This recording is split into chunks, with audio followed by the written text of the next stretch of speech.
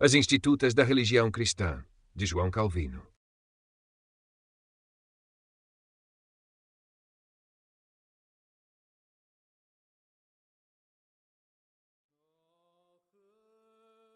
Mas vamos argumentar o caso como se realmente não atribuíssem honra mais elevada à sua profissão do que chamá-la de um estado adaptado à obtenção da perfeição. Mesmo assim, ao dar-lhe essa designação, eles a distinguem como por uma marca peculiar de todos os outros modos de vida. E quem pode suportar que tal honra seja transferida para uma instituição que nunca recebeu de Deus nem mesmo uma única sílaba de aprovação, e que tal indignidade seja lançada sobre todas as outras vocações de Deus, que não apenas foram impostas, mas adoradas com sinalizações de louvor por sua palavra santíssima. E que insulto ultrajante é oferecido a Deus quando uma mera invenção humana é preferida a todos os tipos de vida que ele designou e celebrou por seu próprio testemunho. Agora, deixem que me acusem de uma calúnia no que já aleguei, que eles não estão contentes com a regra que Deus prescreveu a seus servos. Embora eu estivesse em silêncio sobre o assunto, eles fornecem mais do que suficiente para sua própria acusação, pois ensinam abertamente que assumem um fardo maior do que Cristo impôs a seus discípulos, porque prometem cumprir conselhos evangélicos que inculcam o amor aos inimigos e proíbem o desejo de vingança e o juramento profano, e que dizem não serem vinculativos para os cristãos em geral. Que antiguidade eles invocarão aqui? Essa noção nunca entrou na mente de um dos antigos. Todos, com um só consentimento, declaram que não houve uma sílaba proferida por Cristo, da qual não estamos obrigados a obedecer. E sem qualquer hesitação, eles representam uniformemente e expressamente as passagens em questão como comandos. Enquanto esses intérpretes astutos pretendem que foram entregues por Cristo meramente como conselhos. Mas como já mostramos que isso é um erro pestilento, pode ser suficiente ter observado brevemente aqui que o monaquismo que existe atualmente é fundado na opinião que merece ser execrada por todos os crentes, de que alguma regra de vida pode ser imaginada como mais perfeita do que a comum dada por Deus a toda a Igreja. Qualquer superestrutura erguida sobre essa fundação não pode deixar de ser abominável. Mas eles apresentam outro argumento em prova de sua perfeição, que consideram como o mais conclusivo. Nosso Senhor disse ao jovem que indagou qual era a perfeição da justiça: se queres ser perfeito, vai, vende o que tens e dá aos pobres. Se eles fazem isso, não discutirei agora. Vamos por ora considerar o caso de que o fazem. Portanto, eles se vangloriam de que foram feitos perfeitos ao abandonarem tudo o que têm. Se toda perfeição consiste nisso, o que Paulo quer dizer quando diz: ainda que eu distribua todos os meus bens para alimentar os pobres e não tiver caridade, nada sou. Que tipo de perfeição é essa que se reduz a nada pela ausência da caridade? Aqui eles serão obrigados a responder que, embora este seja o princípio, não é a única obra da perfeição. Mas aqui também são contraditos por Paulo, que não hesita em fazer da caridade o vínculo da perfeição, sem qualquer renúncia desse tipo. Se é certo que não há discordância entre o mestre e o discípulo, e Paulo explicitamente nega que a perfeição de um homem consista na renúncia de sua propriedade, e, por outro lado, afirma que ela pode existir sem essa renúncia, é necessário examinar em que sentido devemos entender a declaração de Cristo: se queres ser perfeito, vai, vende o que tens. Agora, não haverá obscuridade no sentido se considerarmos o que deve sempre ser considerado em todos os discursos de Cristo, a quem as palavras são dirigidas. Um jovem pergunta: que boa ação farei para herdar a vida eterna? Como a questão se relaciona com as obras, Cristo remete à lei, e isso justamente, pois considerada em si mesma é o caminho da vida eterna, e não é de outra forma insuficiente para nos conduzir à salvação, exceto em consequência de nossa depravação. Por essa resposta, Cristo declarou que não ensinava outro sistema de vida senão aquele que havia sido entregue antigamente na lei de Deus. Assim, ele ao mesmo tempo deu um testemunho à lei divina como a doutrina da justiça perfeita e precludiu todas as calúnias, para que não parecesse, ao inculcar uma nova regra de vida, incitar o povo a se afastar da lei.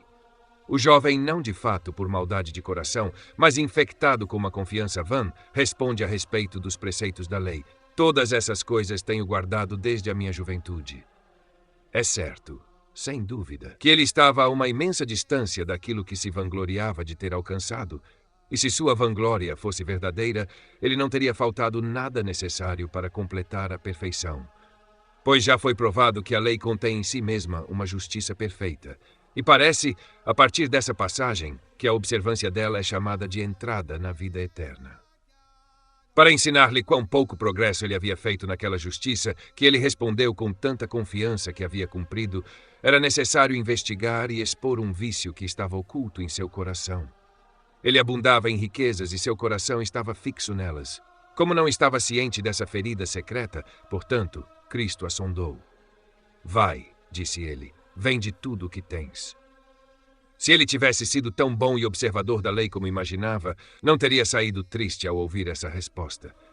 Pois quem ama a Deus com todo o seu coração, não apenas considera como inútil tudo o que é inconsistente com seu amor, mas também o abomina como pernicioso.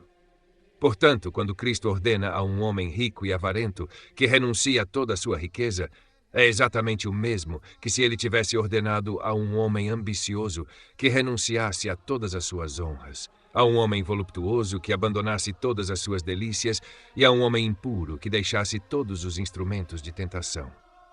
Assim, consciências que não recebem impressão de admoestações gerais precisam ser relembradas de um sentido particular de sua própria culpa. É em vão, portanto, estender este argumento particular a uma máxima geral, como se Cristo colocasse toda a perfeição do homem na renúncia de suas posses, enquanto ele apenas pretendia, com essa direção, levar esse jovem, que traiu uma excessiva autocomplacência, a um senso de sua maldade, para que pudesse perceber que ainda estava muito longe da perfeita obediência da lei, a qual ele arrogante e falsamente pretendia. Confesso que essa passagem foi mal interpretada por alguns dos pais e que sua má construção deu origem a uma afetação de pobreza voluntária, de modo que se supunha que eram as únicas pessoas felizes que renunciavam a todas as coisas terrenas e se dedicavam inteiramente a Cristo. Mas confio que a explicação que dei será satisfatória para todas as pessoas boas e pacíficas, de modo a deixá-las sem dúvida sobre o verdadeiro significado de Cristo. Nada, no entanto, estava mais distante da intenção dos pais do que estabelecer tal perfeição como foi fabricada desde então por esses sofistas encapuzados, que busca estabelecer dois tipos de cristianismo, pois ninguém havia então dado origem a esse dogma sacrílego que compara a profissão monástica ao batismo e até mesmo afirma abertamente que é uma espécie de segundo batismo.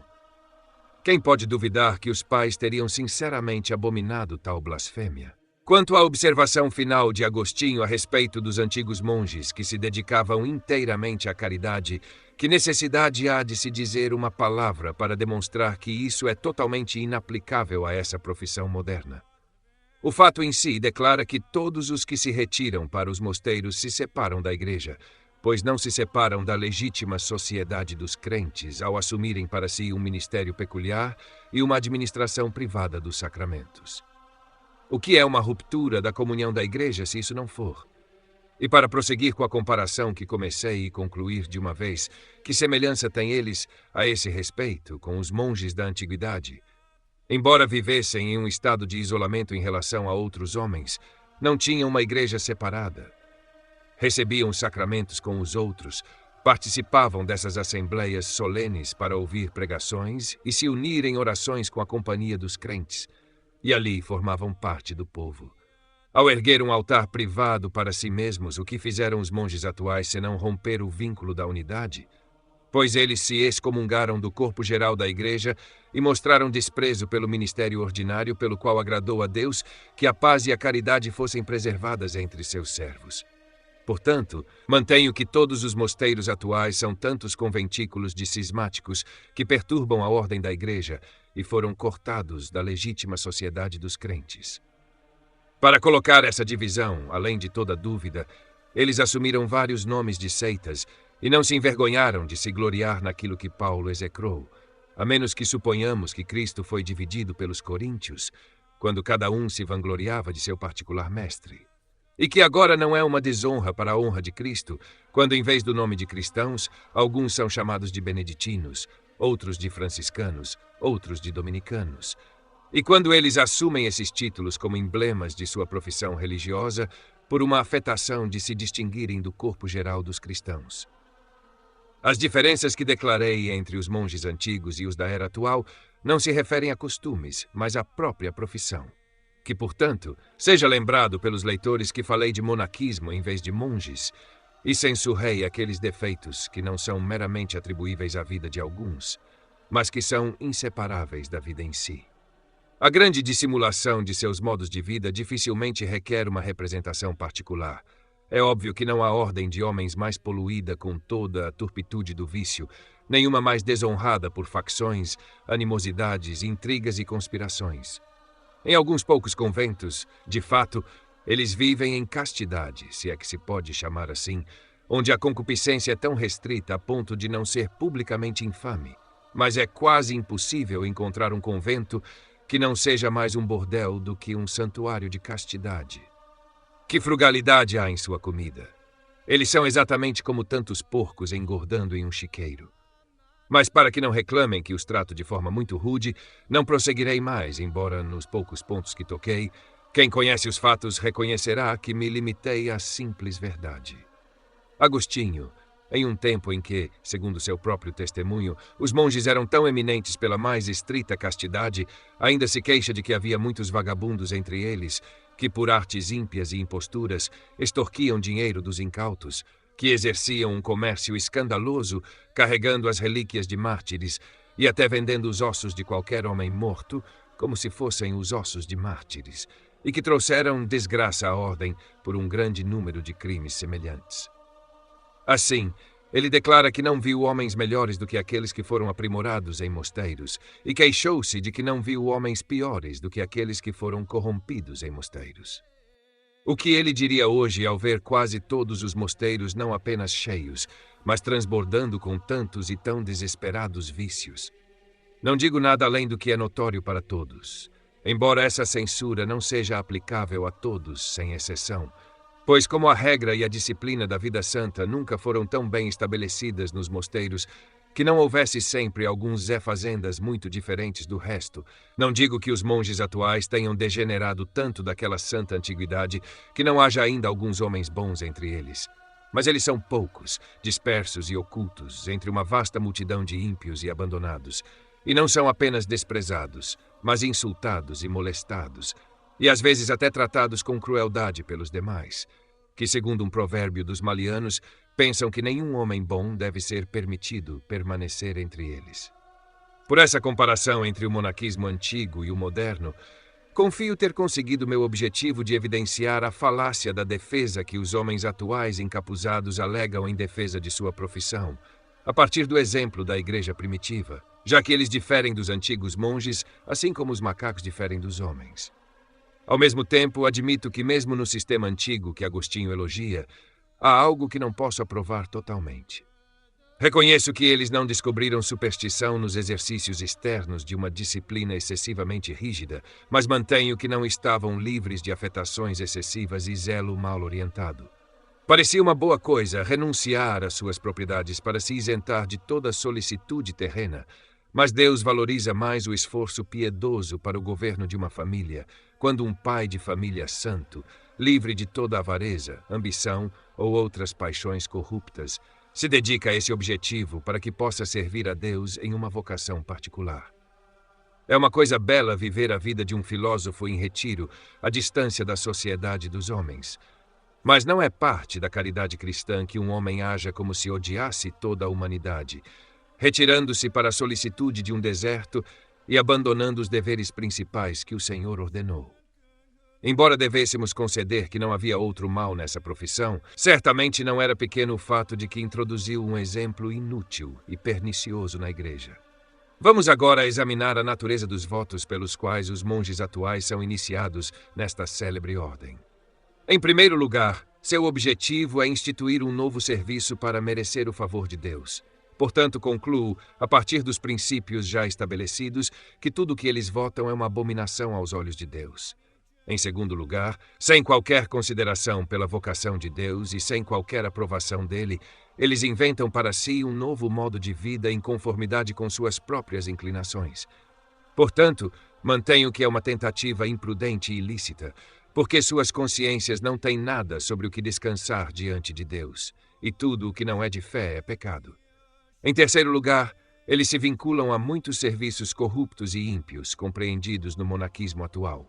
Portanto, contesto que eles não estão consagrados a Deus, mas ao diabo. Pois por que foi lícito para o profeta dizer dos israelitas que sacrificavam a demônios e não a Deus, senão porque haviam corrompido o verdadeiro culto de Deus com profanas cerimônias? E por que não seria lícito para nós dizermos dos monges cuja assunção do capuz é acompanhada pelo jugo de 1000 superstições? Agora, qual é a natureza de seus votos? Eles prometem a Deus manter a virgindade perpétua, como se tivessem estipulado previamente com ele que deveriam ser isentos da necessidade do casamento. Eles não têm espaço para alegar que fazem esse voto meramente em confiança na graça de Deus, pois ele declara que isso não é dado a todos os homens. Não temos o direito de nutrir a confiança de que receberemos o dom especial, que aqueles que o possuem o utilizem. Se experimentam inquietude devido a essas estimulações da paixão, que busquem a ajuda daquele por quem sozinhos podem ser fortalecidos para resistir. Se não tiverem sucesso, que não desprezem o remédio que lhes é oferecido, pois aqueles a quem é negado o dom da continência são indubitavelmente chamados ao casamento pela voz de Deus. Por continência, não me refiro apenas a uma mera abstinência do corpo de fornicação, mas a uma castidade imaculada da mente, pois Paulo ordena a evitação não apenas da impureza externa, mas também da queima interna do desejo libidinoso. Dizem que tem sido um costume desde tempos imemoriais que pessoas que pretendem se dedicar inteiramente ao Senhor se vinculam por um voto de continência. Confesso que esse costume foi praticado nas idades iniciais, mas não posso admitir que essas idades tenham sido tão livres de toda falha que tudo o que foi feito então deva ser recebido como uma regra. Foi apenas gradualmente que, com o passar do tempo, as coisas foram levadas a tal extremo de rigor que ninguém, após ter feito o voto, era permitido revogá-lo. Isso é evidente a partir de Cipriano. Se as virgens se dedicaram fielmente a Deus, que perseverem na modéstia e na castidade sem qualquer disfarce. Assim, sendo firmes e constantes, podem esperar a recompensa da virgindade. Mas se não quiserem ou não puderem perseverar, é melhor para elas se casarem do que, com seu prazer, cair no fogo.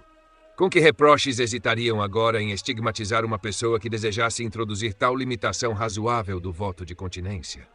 Portanto, eles se afastaram amplamente do antigo costume ao se recusarem a admitir a menor moderação ou relaxamento.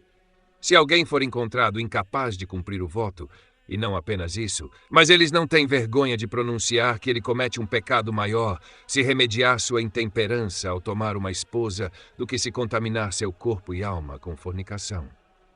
Mas eles ainda prosseguem com o argumento e se esforçam para mostrar que votos desse tipo estavam em uso nos tempos dos apóstolos, porque Paulo diz que as viúvas, que após terem sido recebidas no serviço público da igreja, se casaram, haviam abandonado sua primeira fé.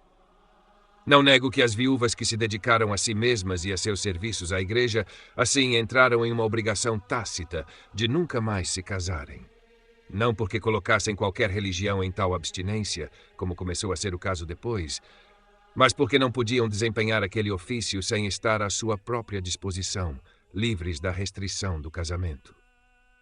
Mas se após terem prometido sua fé, contemplassem um segundo casamento, o que seria isso senão renunciar à vocação de Deus? Portanto, não é de se admirar se ele diz que com tais desejos se tornam ímpias contra Cristo. Depois, por via de ampliação, ele acrescenta que falharam em cumprir o que haviam prometido à igreja, de modo que até violaram e anularam sua primeira fé prometida no batismo, que inclui um compromisso de cada um em cumprir os deveres de sua vocação. A menos que se pense que é melhor entender o significado como se, por assim dizer, tivessem perdido toda a vergonha, não teriam mais consideração pela virtude, mas se entregariam a todo tipo de depravação e, em uma vida luxuriosa e dissoluta, exibiriam a maior contrariedade ao caráter das mulheres cristãs, uma interpretação que muito aprovo. Portanto, respondemos que aquelas viúvas que foram então recebidas no serviço da igreja impuseram a si mesmas a condição de viúvas perpétuas. Se depois se casaram, entendemos facilmente que sua situação foi como Paulo afirma, que, abandonando a vergonha, traíram uma insolência incompatível com as mulheres cristãs, e que assim não apenas pecaram ao quebrar sua fé prometida à igreja, mas ao se afastar da obrigação comum das mulheres piedosas. Mas, em primeiro lugar, nego que elas se comprometeram a permanecer em estado de viúvas por qualquer outro motivo que não o de que o casamento seria totalmente incompatível com o ofício que assumiram ou que se vinculassem a viúvas, exceto na medida em que a necessidade de sua vocação exigisse. Em segundo lugar, não admito que sua profissão fosse tão vinculativa, mas que mesmo então era melhor para elas se casarem do que serem inflamadas pela concupiscência ou serem culpadas de qualquer impureza de conduta. Em terceiro lugar, observo que Paulo prescreve uma idade que geralmente está além de todo perigo, proibindo que alguém seja recebido com menos de 60 anos, e especialmente quando ele dirige que a escolha deve ser limitada àqueles que se contentaram com um único casamento, e assim já deram prova de sua continência. E condenamos o voto de celibato por nenhuma outra razão, senão porque é injustamente considerado como um serviço aceitável a Deus e é imprudentemente feito por aqueles que não têm o poder de mantê-lo. Mas como foi possível aplicar esta passagem de Paulo a freiras? Pois as viúvas foram designadas não para encantar a Deus com canções ou murmúrios ininteligíveis e passar o resto de seu tempo na ociosidade, mas para servir aos pobres em nome de toda a igreja e empregar-se com toda atenção, seriedade e diligência nos deveres de caridade. Elas fizeram um voto de viúvas, não com a intenção de realizar qualquer serviço a Deus ao se absterem do casamento, mas meramente para que pudessem estar mais livres para o desempenho de seu ofício. Por fim, elas fizeram esse voto não em sua juventude, nem na flor de sua idade, para aprender posteriormente, por experiência tardia, sobre o precipício em que se lançaram.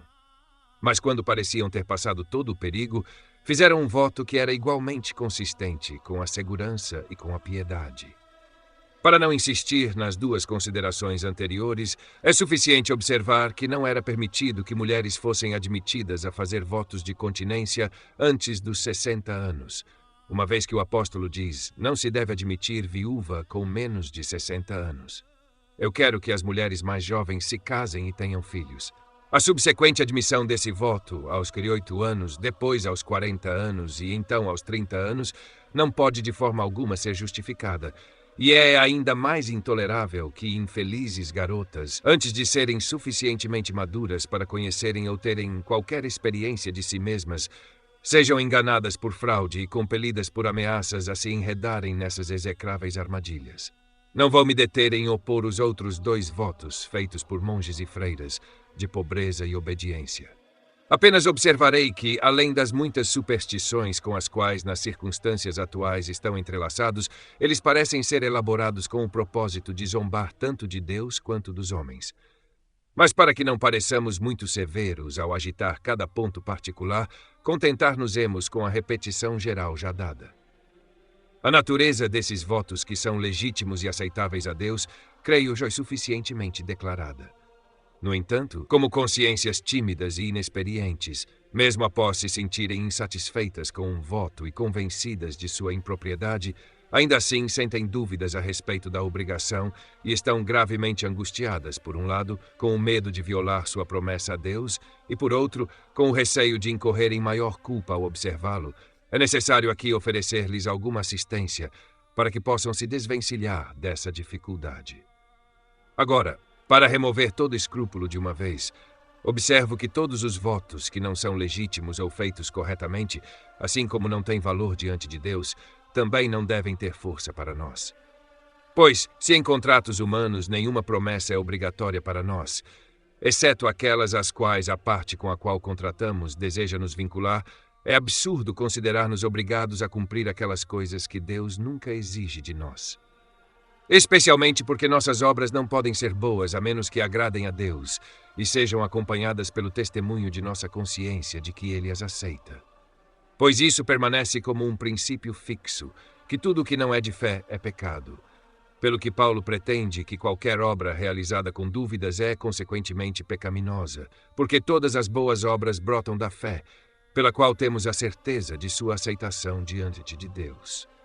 Portanto, se não é lícito para um homem cristão tentar qualquer coisa sem essa certeza, e se alguém, por ignorância, fez um voto imprudente e depois descobriu seu erro, por que não deveria desistir de cumpri-lo, já que votos feitos de maneira inconsiderada não apenas não são vinculativos, mas devem necessariamente ser cancelados.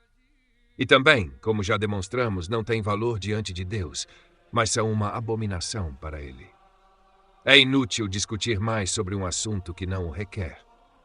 Este único argumento me parece suficiente para tranquilizar consciências piedosas e libertá-las de todo escrúpulo, que todas as obras que não procedem de uma fonte pura e dirigidas a um fim legítimo são rejeitadas por Deus, e rejeitadas de tal maneira que Ele proíbe nossa continuidade, assim como nosso início nelas. Portanto, podemos concluir que votos que se originam em erro e superstição não têm valor diante de Deus e devem ser abandonados por nós. Esta solução fornecerá uma resposta às calúnias dos ímpios em defesa daqueles que abandonam o monaquismo por algum modo de vida honroso. Eles são pesadamente acusados de quebra de fé e perjúrio, tendo quebrado, como se supõe comumente, o vínculo indissolúvel que os ligava a Deus e à Igreja. Mas mantenho que não há vínculo onde aquilo que o homem confirma é abrogado por Deus. Além disso, mesmo que devêssemos conceder que estavam vinculados enquanto estavam envolvidos em erro e ignorância de Deus, agora, uma vez que foram iluminados com o conhecimento da verdade, mantenho que a graça de Cristo os libertou da obrigação.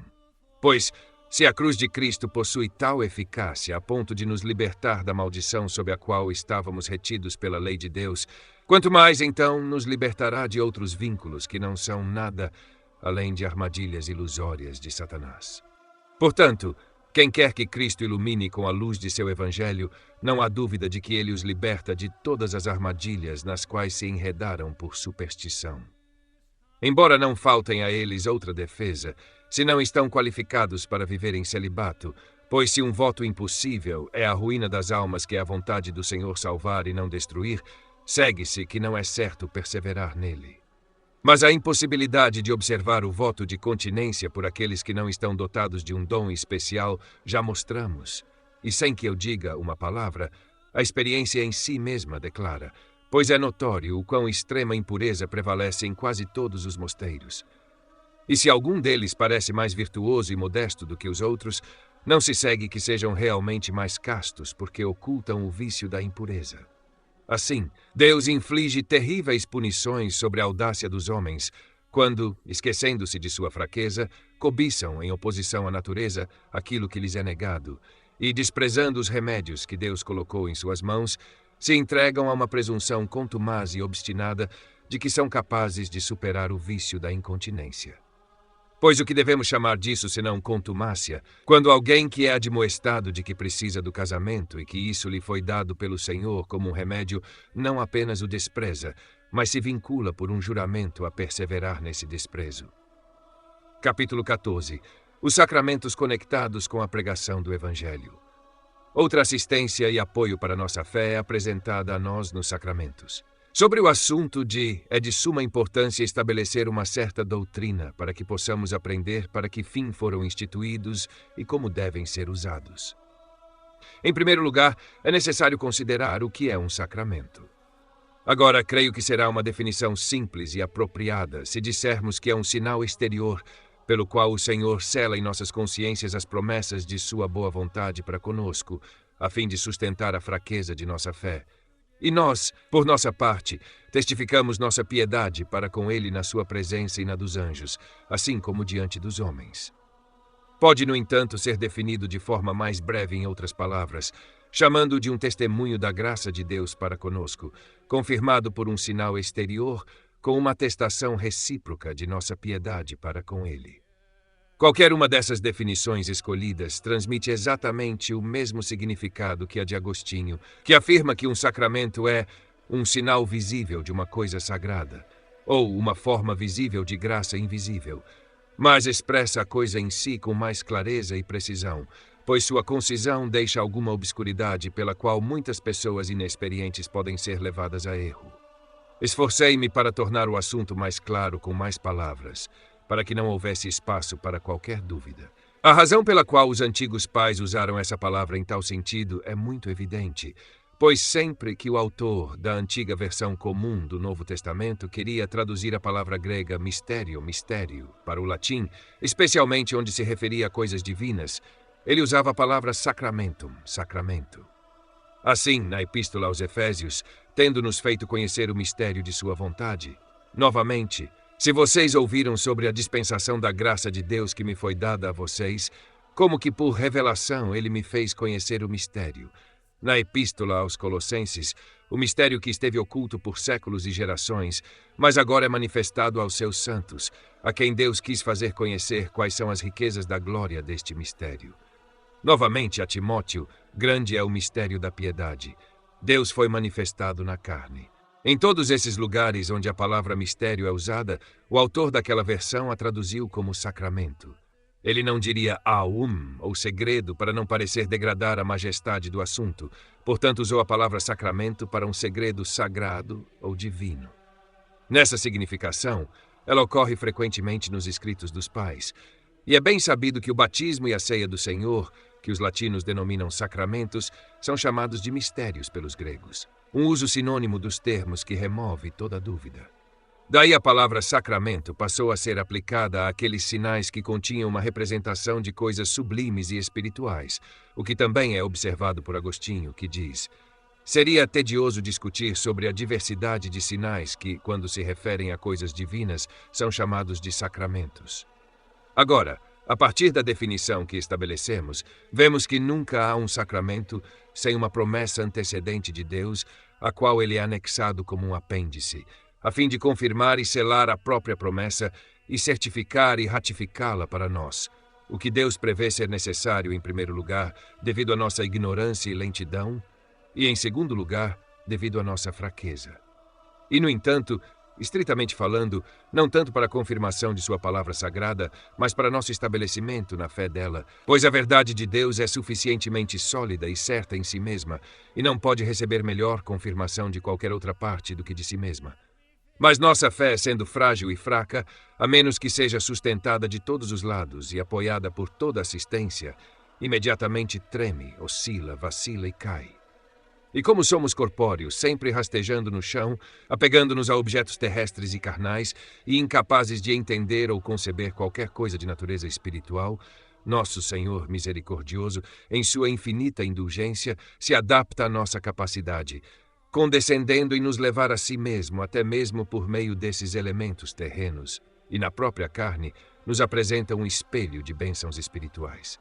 Pois se fôssemos incorpóreos, como costuma dizer, ele nos teria dado essas coisas puras e incorpóreas. Agora, porque temos almas enclausuradas em corpos, ele nos dá coisas espirituais sob emblemas visíveis, não porque haja tais qualidades na natureza das coisas apresentadas a nós nos sacramentos, mas porque foram designadas por Deus para essa significação. Isso é o que comumente se diz, que um sacramento consiste na palavra e no sinal exterior, pois devemos entender a palavra não como um murmúrio proferido sem qualquer significado ou fé, um mero sussurro como uma encantação mágica supostamente capaz de consagrar os elementos, mas como o evangelho pregado, que nos instrui na significação do sinal visível. O que é comumente praticado sob a tirania do Papa, portanto, envolve uma profanação grosseira dos mistérios, pois pensaram ser suficiente para o sacerdote murmurar a forma de consagração, enquanto o povo observa em ignorância. De fato, tomaram cuidado efetivo para que tudo fosse incompreensível para o povo, pois pronunciaram a consagração em latim diante de homens analfabetos e, por fim, levaram a superstição a tal ponto que a consideram não realizada corretamente, a menos que seja feita em um murmúrio quase inaudível, que poucos podem ouvir. Mas Agostinho fala de maneira muito diferente sobre a palavra sacramental. Deixe que a palavra, diz ele, seja adicionada ao elemento e se tornará um sacramento, pois de onde a água deriva tal grande virtude, a ponto de tocar o corpo e purificar o coração, exceto da palavra? Não porque é falada, mas porque é crida, pois na própria palavra o som transitório é uma coisa, a virtude permanente é outra. Esta é a palavra da fé que pregamos, diz o apóstolo, quando se diz dos gentios nos Atos dos Apóstolos, que Deus purifica seus corações pela fé. E o apóstolo Pedro diz, o batismo também agora nos salva, não a remoção da imundícia da carne, mas a resposta de uma boa consciência para com Deus. Esta é a palavra da fé que pregamos, pela qual o batismo é consagrado para suportar uma virtude purificadora. Vemos como ele torna a pregação da palavra necessária para a produção da fé, e não precisamos nos esforçar muito para provar isso, Pois é muito claro o que Cristo fez, o que ele nos ordenou fazer, o que os apóstolos seguiram e o que a Igreja pura desde o início do mundo.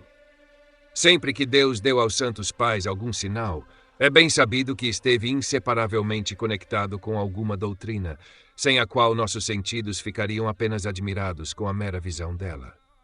Portanto, quando ouvimos menção da palavra sacramental, entendamos que se refere à promessa que, sendo pregada de forma audível e inteligível pelo ministro, instrui o povo sobre o significado e a tendência do sinal. Não devemos prestar atenção a alguns que se esforçam para se opor a isso com um dilema que revela mais sutileza do que solidez. Eles dizem que, ou sabemos que a palavra de Deus que precede o sacramento é a verdadeira vontade de Deus, ou não a sabemos. Se a sabemos, então não podemos aprender nada novo com o sacramento que se segue. Se não a sabemos, então não aprendemos nada novo com o sacramento que se segue. Se não a sabemos, também não a aprenderemos com o sacramento, cuja virtude reside inteiramente na palavra. Que se responda de forma concisa que os selos anexados a cartas, patentes e outros instrumentos públicos não têm valor por si mesmos, pois seriam anexados sem propósito, se o pergaminho não tivesse nada escrito sobre ele. E, no entanto, confirmam e autenticam o que está escrito nos instrumentos a que estão anexados. Não se pode objetar que essa similitude foi recentemente inventada por nós, pois foi usada pelo próprio Paulo, que chama a circuncisão de selo, e numa passagem onde ele está professadamente argumentando que a circuncisão não constituiu a justiça de Abraão, mas foi um selo daquela aliança, na fé da qual ele já havia sido justificado. E o que há que deva ofender qualquer homem se ensinarmos que a promessa é selada pelos sacramentos, sendo evidente que entre as promessas uma é confirmada pela outra? Pois, em proporção à sua clareza superior, é melhor calculada para o suporte da fé. Agora, os sacramentos nos trazem as promessas mais claras e têm essa peculiaridade além da palavra, que nos dão uma representação vívida delas, como em uma imagem. Não devemos considerar a objeção frequentemente levantada da distinção entre sacramentos e selos de instrumentos civis, que, enquanto ambos consistem nos elementos carnais deste mundo, os primeiros não podem ser adequados para selar as promessas de Deus, que são espirituais e eternas, enquanto os últimos costumam ser anexados para selar os editais dos príncipes relativos a coisas frágeis e transitórias.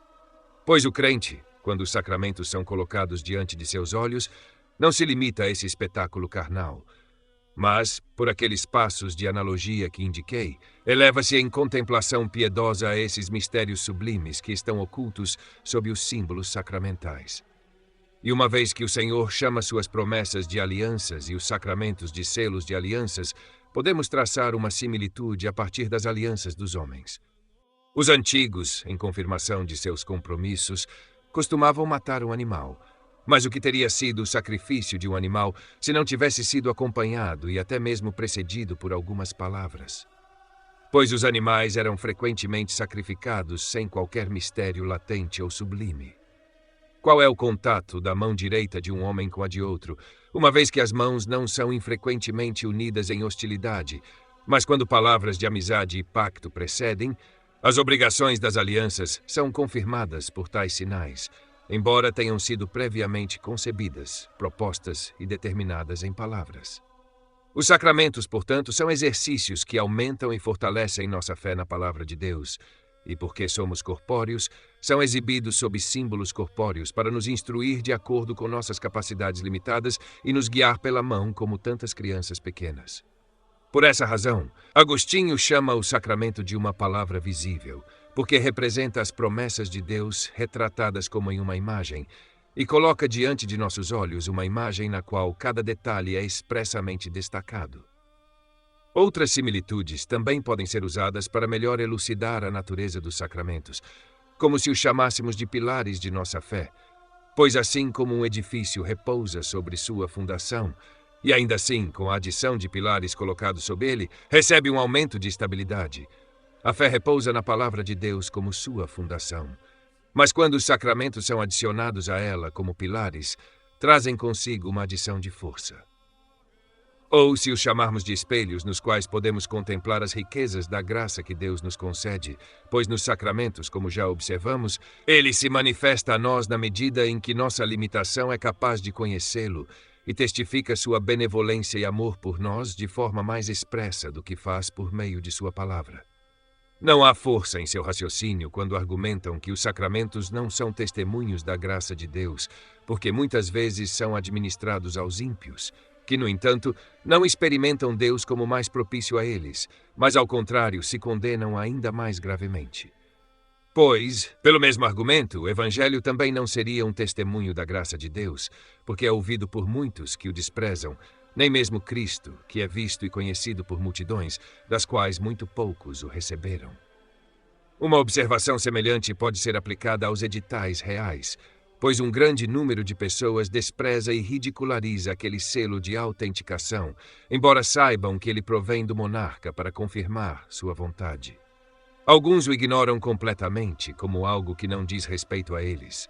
Outros até o detestam, de modo que uma análise da correspondência dos dois casos deve produzir uma maior aprovação da similitude que usei anteriormente. Portanto, é certo que o Senhor nos oferece sua misericórdia e um sinal de sua graça tanto em sua santa palavra quanto nos sacramentos. Mas isso não é compreendido, exceto por aqueles que recebem a palavra e os sacramentos com uma certa fé. Assim como o Pai ofereceu e apresentou Cristo a todos para a salvação, mas ele não é conhecido e recebido por todos. Agostinho, pretendendo expressar esse sentimento em algum lugar, diz que a eficácia da palavra se manifesta no sacramento, não porque é falada, mas porque é crida. Portanto, Paulo, ao se dirigir aos crentes, fala dos sacramentos de modo a incluir neles a comunhão de Cristo, como quando diz: quantos de vocês foram batizados em Cristo, de Cristo se revestiram. Novamente, por um só Espírito, todos nós somos batizados em um só corpo. Mas quando ele fala do uso impróprio dos sacramentos, não atribui a eles mais do que a figuras vãs e inúteis, pelas quais ele significa que, embora pessoas ímpias e hipócritas, por sua perversão dos sacramentos, possam destruir ou obscurecer o efeito da graça divina neles, ainda assim, sempre que e onde Deus quiser, eles oferecem um verdadeiro testemunho da comunhão de Cristo, e o próprio Espírito de Deus exibe e realiza exatamente aquilo que prometem. Portanto, concluímos que os sacramentos são verdadeiramente chamados de testemunhos da graça de Deus e são, por assim dizer, selos da benevolência que ele nos oferece, que ao confirmá-la em nossas mentes, sustentam, nutrem, fortalecem e aumentam nossa fé.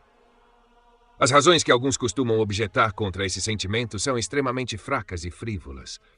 Eles alegam que se nossa fé é boa, não pode ser melhorada, pois não há fé real exceto aquela que repousa na misericórdia de Deus, sem qualquer vacilação, instabilidade ou distração. Teria sido melhor para tais pessoas orar com os apóstolos para que o Senhor aumentasse sua fé do que se vangloriar confiantemente de tal perfeição de fé que nenhum dos filhos dos homens jamais alcançou ou alcançará nesta vida. Que respondam que tipo de fé supõem que ele possuía, que disse: Senhor, eu creio, ajuda a minha incredulidade, pois mesmo essa, embora apenas em seu início, era uma boa fé e capaz de ser aprimorada pela remoção da incredulidade. Mas não há argumento que mais refute plenamente do que a própria consciência deles, pois se confessam ser pecadores, o que quer que sejam, não podem negar, devem ser obrigados a imputar isso à imperfeição de sua fé. Mas eles dizem que Filipe respondeu ao eunuco que ele poderia ser batizado se acreditasse de todo o coração, e que espaço, perguntam, há aqui para a confirmação do batismo, onde a fé preenche todo o coração? Por outro lado, pergunto-lhe se não sentem uma grande parte de seu coração desprovida de fé e se não conhecem diariamente algum novo aumento dela. Um pagão se gloria de que envelheceu em aprendizado. Nós, os cristãos, somos realmente miseráveis se envelhecemos sem fazer melhorias, cuja fé deveria estar avançando de um estágio a outro até alcançar a perfeição. Acreditar de todo o coração, portanto, nesta passagem, não significa crer em Cristo de maneira perfeita, mas apenas abraçá-lo com sinceridade de alma e firmeza de mente. Não estar cheio dele, mas ter fome, sede e suspirar por ele com ardente afeto. É costume das Escrituras dizer que qualquer coisa é feita de todo o coração quando é feita com sinceridade de mente, como nestas e em outras passagens. De todo o meu coração eu te busquei, e louvarei ao Senhor de todo o meu coração. Por outro lado, quando reprova os fraudulentos e enganadores, os censura por terem um coração duplo. Nossos adversários alegam ainda que, se a fé é aumentada pelos sacramentos, o Espírito Santo deve ter sido dado em vão, cuja obra e influência é começar, confirmar e consumar a fé. Confesso que a fé é a obra peculiar e completa do Espírito Santo, pela cuja iluminação conhecemos a Deus e os tesouros de sua bondade, e sem cuja luz nossa mente é muito cega para ser capaz de qualquer visão e muito estúpida para ter o menor gosto pelas coisas espirituais. Mas em vez de um favor de Deus que eles mencionam, reconhecemos três. Primeiro, o Senhor nos ensina e instrui por sua palavra. Segundo, ele nos confirma por seus sacramentos. Por último, ele ilumina nossas mentes pela luz de seu Espírito Santo e abre uma entrada em nossos corações para a palavra e os sacramentos, que de outra forma apenas atingiriam os ouvidos e se apresentariam aos olhos sem produzir o menor efeito sobre a mente. Com relação à confirmação e aumento da fé, portanto, desejo que o leitor esteja ciente e concebo que já expressei em linguagem muito clara, para ser mal interpretada, que atribuo essa função aos sacramentos não por uma opinião de que possuem uma virtude inerente, perpétua, eficaz por si só para o avanço ou confirmação da fé, mas porque foram instituídos pelo Senhor com o propósito expresso de promover seu estabelecimento e aumento.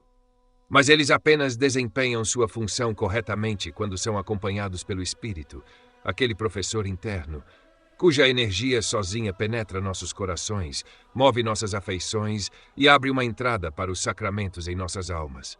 Se ele estiver ausente, os sacramentos não podem produzir mais efeito em nossas mentes do que o esplendor do sol em olhos cegos ou o som de uma voz em ouvidos surdos.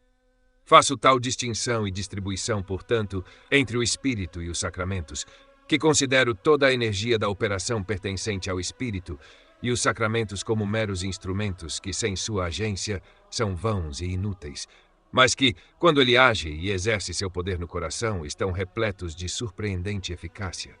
Agora, é evidente como, segundo essa opinião, a fé de uma mente piedosa é confirmada pelos sacramentos. Ou seja, assim como os olhos veem pela luz do sol e os ouvidos ouvem pelo som de uma voz, a luz não teria efeito sobre os olhos a menos que eles tivessem uma faculdade natural capaz de ser iluminada, e seria em vão que os ouvidos fossem atingidos por qualquer som se não tivessem sido naturalmente formados para ouvir.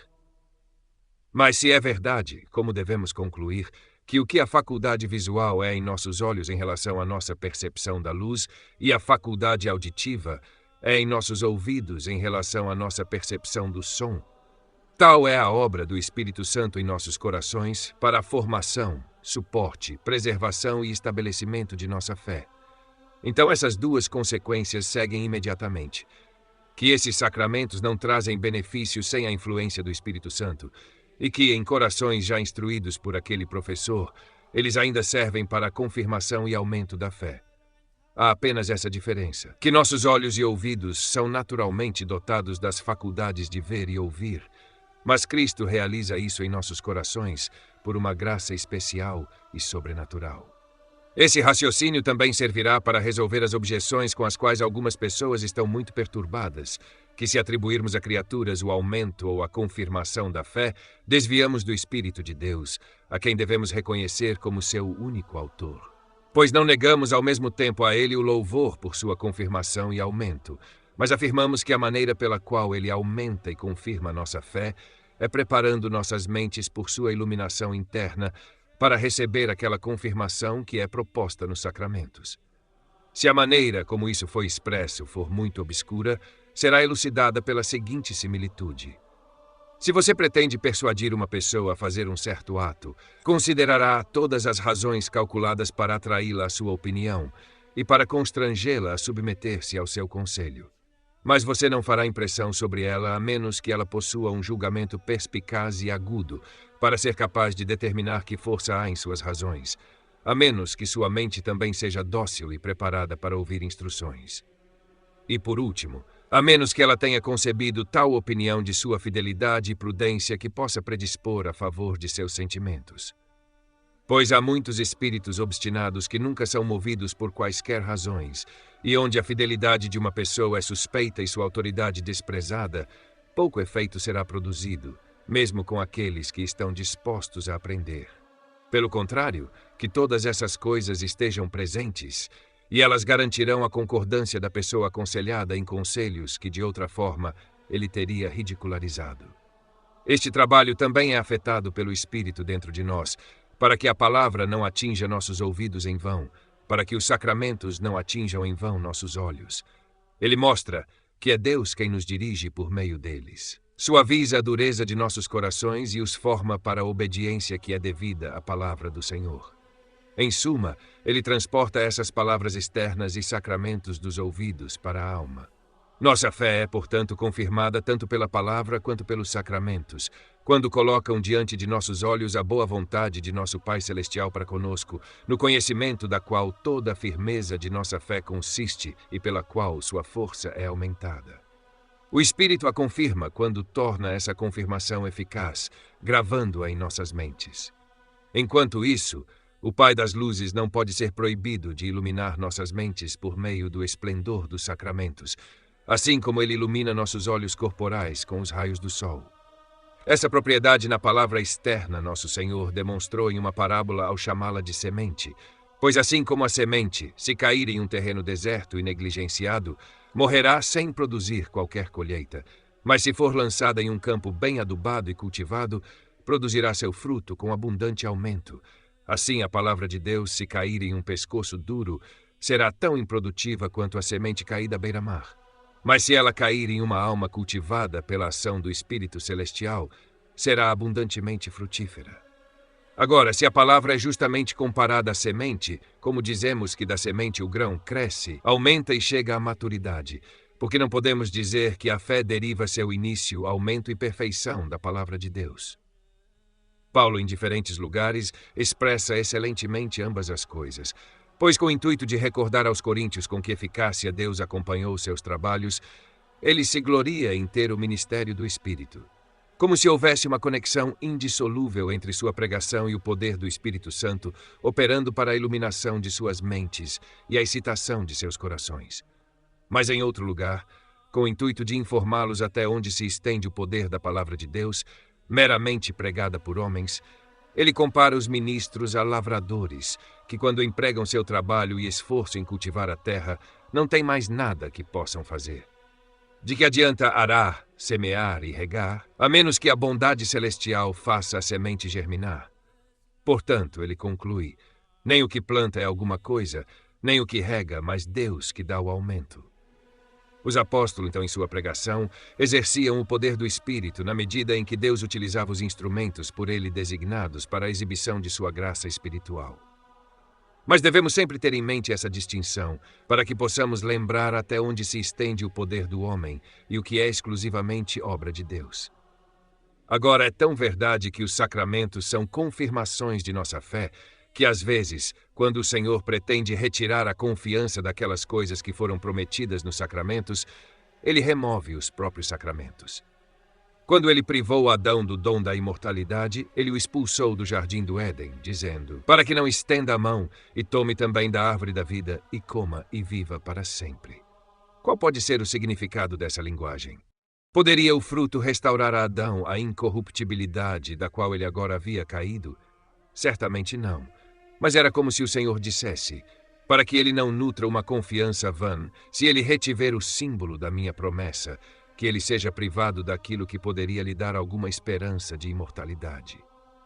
Pela mesma razão, quando o apóstolo exalta os efésios a lembrarem que estavam sem Cristo, sendo estrangeiros da comunidade de Israel e estranhos da aliança da promessa, sem esperança e sem Deus no mundo, ele afirma que não eram participantes da circuncisão, significando assim que, não tendo recebido o sinal da promessa, estavam excluídos da própria promessa. Quanto à outra objeção que fazem de que a glória de Deus é transferida a criaturas a quem tanta potência é atribuída, e, portanto, sustenta uma diminuição proporcional, é fácil responder que não colocamos poder nas criaturas. Apenas sustentamos que Deus usa tais meios e instrumentos que ele vê como adequados, para que todas as coisas possam ser subordinadas à sua glória, pois ele é o Senhor e governante de tudo. Portanto, assim como pelo pão e outros elementos ele alimenta nossos corpos, assim como pelo sol ele ilumina o mundo, Assim como pelo fogo ele produz calor, ainda que o pão, o sol e o fogo não sejam nada além de instrumentos pelos quais ele distribui suas bênçãos a nós. Assim ele nutre nossa fé de maneira espiritual pelos sacramentos, que são instituídos com o propósito de colocar suas promessas diante de nossos olhos para nossa contemplação e de nos servir como garantias delas. E assim como não devemos colocar confiança em outras criaturas que, pela liberalidade e beneficência de Deus, foram destinadas a nossos usos, e por cuja instrumentalidade ele nos comunica as dádivas de sua bondade, nem admirar e celebrar essas criaturas como causas de nossos prazeres. Assim também nossa confiança não deve repousar nos sacramentos, nem a glória de Deus deve ser transferida a eles, mas abandonando todas as outras coisas, tanto nossa fé quanto nossa confissão devem se elevar a Ele, o autor dos sacramentos e de toda outra bênção.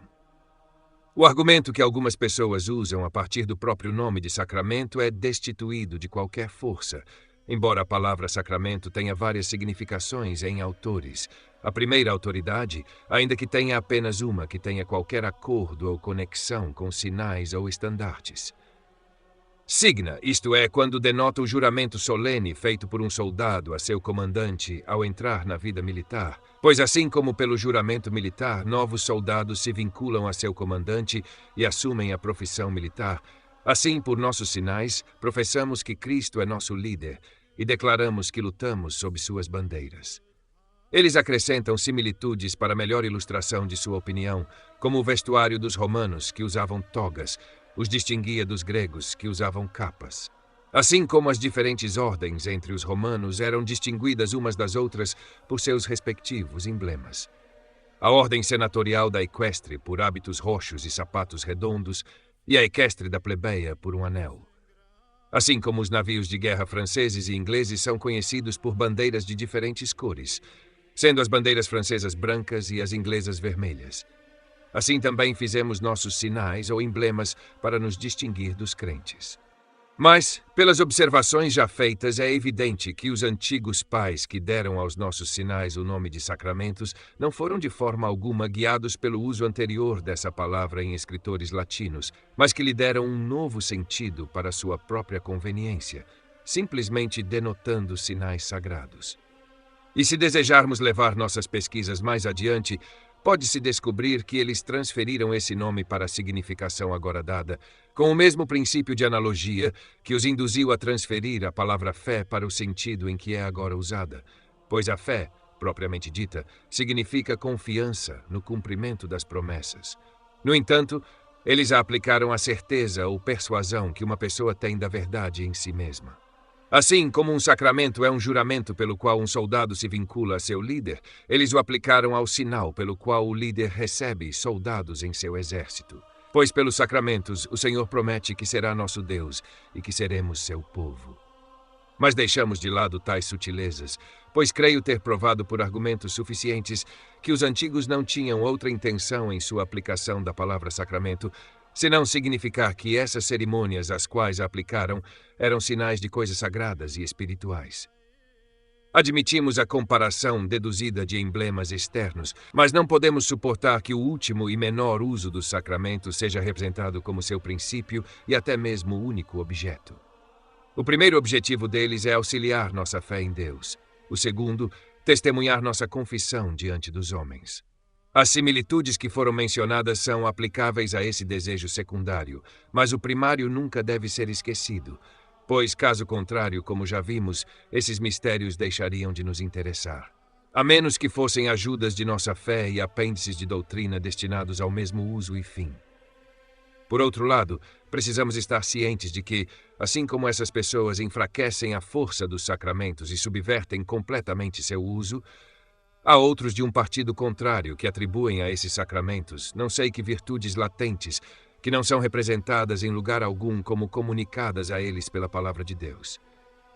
Por esse erro, os simples e inexperientes são perigosamente enganados, sendo ensinados a buscar os dons de Deus onde nunca poderão ser encontrados e sendo gradualmente afastados de Deus para abraçar meras vaidades em vez de sua verdade. Pois as escolas sofísticas têm mantido com um só consentimento que os sacramentos da nova lei, ou aqueles agora usados na igreja cristã, justificam e conferem graça, desde que não obstruamos sua operação por qualquer pecado mortal. É impossível expressar a natureza pestilenta e fatal dessa opinião, especialmente porque ela prevaleceu sobre uma grande parte do mundo, para o grande detrimento da Igreja por muitas eras. De fato, é evidentemente diabólica, pois, ao prometer justificação sem fé, precipita as almas na destruição. Em seguida, ao representar os sacramentos como a causa da justificação, envolve as mentes dos homens, naturalmente inclinadas à terra, em grossa superstição, levando-os a descansar na exibição de um objeto corpóreo, em vez de em Deus mesmo. Desses dois males, gostaria que não tivéssemos tido tanta experiência a ponto de superar a necessidade de muitas provas. O que é um sacramento tomado sem fé, senão a mais certa ruína da Igreja?